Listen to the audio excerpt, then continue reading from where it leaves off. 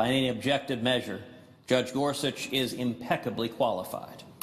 He is a graduate of Columbia University and the Harvard Law School and was awarded a doctorate from Oxford. He is a former law clerk to the legendary Justice Byron White, as well as for Justice Kennedy. And he has been a respected federal appellate judge for a decade. Judge Gorsuch has spent a lifetime in the law, and his record indicates that he will make an exemplary justice. Just 2 weeks ago, Judge Gorsuch testified for 20 hours before the Senate Judiciary Committee. His conduct during the hearing only further confirmed what his record demonstrates, that Neil Gorsuch is a principled jurist and a good man. And I was glad for all of us to get that confirmation, because Judge Gorsuch bears a heavy responsibility. He is being asked to fill the seat of Justice Antonin Scalia. In truth, I doubt that anyone could truly fill Justice Scalia's shoes. Justice Scalia was one of a kind, and his enormous impact on the law and on the court will impact this nation for generations to come. All of us miss him dearly. But I take solace in the knowledge that one of the ways in which I believe it will be easiest for Judge Gorsuch to imitate Scalia, perhaps the most important way, is judicial humility. Justice Scalia's greatest strength was not his amazing wit, his mighty pen, or his larger-than-life personality, as much as we loved those parts of him. Rather, it was his consistent unwillingness to accumulate power to himself and to the courts.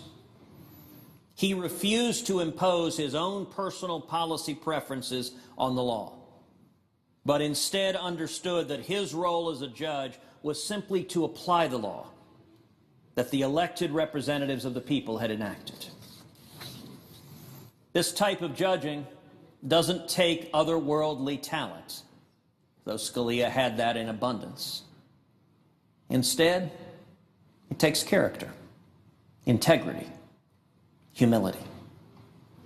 Judge Gorsuch's lengthy record and his hearing testimony demonstrate that he has those attributes as well. He understands that his role as a judge is to apply the words of the Constitution and the laws of the United States to the specific cases that come before him, and nothing more. This is critical in an era when the Supreme Court has come to be seen by many, for good reason, as an activist court, as a super legislature that seeks to impose its own will in the place of the written law. It is this very humility that angers so many on the left. They don't want someone who humbly applies the law. Rather, they demand nothing less than a person fully committed to enacting from the Supreme Court bench whatever policies the left is championing at that given moment, because they know that their only refuge is the courts, because the American people would reject the policies at the voting booth. Judge Gorsuch is clearly not that kind of person. So they have committed to opposing his confirmation by whatever means necessary, legitimate or not. Indeed, if this were being decided on qualifications and record, Judge Gorsuch would be confirmed unanimously. And we don't have to hypothesize about that, because Judge Gorsuch has already been confirmed by this body a decade ago by voice vote without recorded dissent. Not a single senator objected. Not Ted Kennedy, not Hillary Clinton, not Barack Obama, not Joe Biden, and not even Democratic members who still serve in this chamber, like Chuck Schumer, Dianne Feinstein, Pat Leahy, or Dick Durbin. Not a one of them spoke out against Gorsuch's nomination to the Court of Appeals. Not one. So what changed?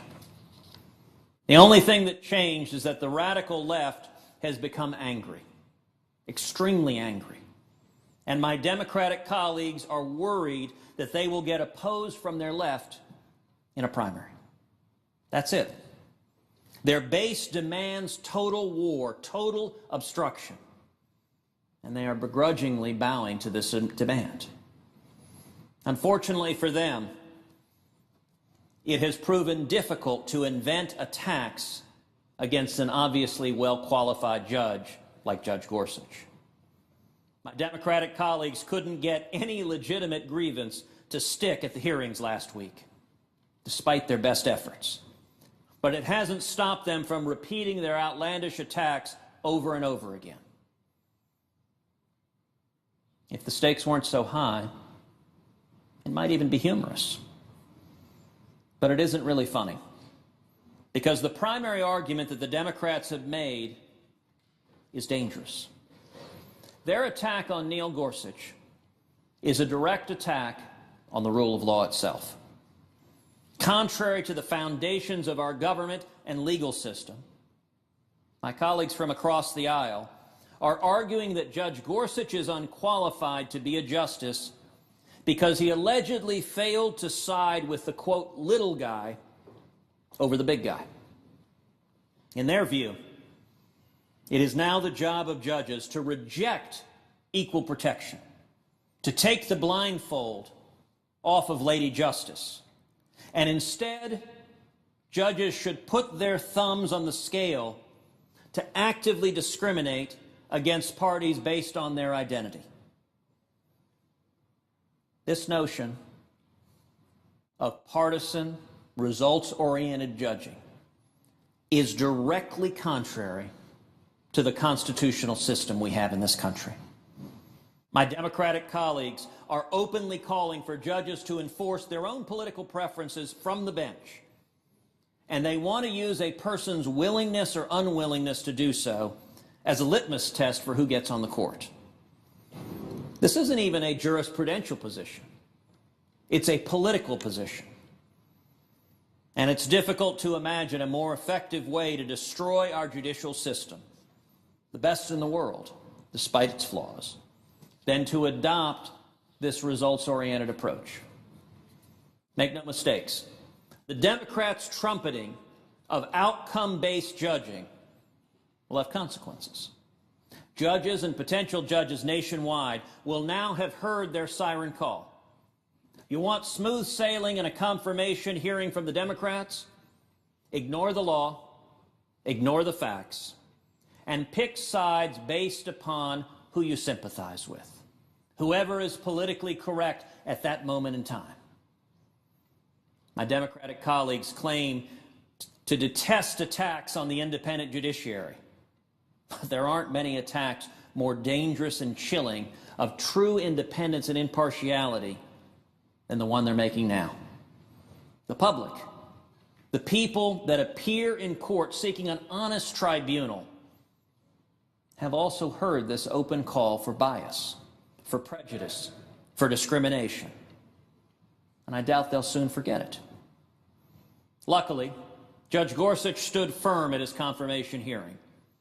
He reaffirmed what was clear from his record, that he will not legislate his own policy preferences from the bench, and that he will respect the limited role a judge plays in our constitutional structure.